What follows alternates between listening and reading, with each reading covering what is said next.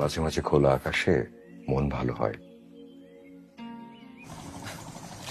জয়ী, সৃষ্টিকর্তা কিছু মানুষকে এতটাই সুন্দর করে পাঠিয়েছেন যেন কষ্ট করে তাদের আবার শাস্তি না হয়। আপনি কিন্তু সেই গোত্রের মানুষ। আপনার চোখ অনেক অদ্ভুত সুন্দর। এই চোখ থেকে চোখ ফেরানো যায় না। আমার মায়ের চোখ অনেক সুন্দর ছিল, সবাই বলে মায়ের মতো চোখ পেয়েছি। জানেন, আমার মা পরীর মতো সুন্দর ছিল দেখতে। পরীর মতো সুন্দর বলে কিছু নেই। আল্লাহ বলেন, পৃথিবী এবং আখিরাতের সবচেয়ে সুন্দর সৃষ্টি হলো মানুষ।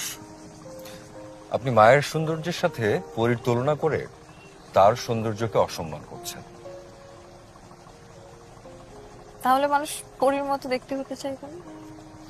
কৃত্রিমতা, আমরা এই কৃত্রিমতা তৈরি করেছি।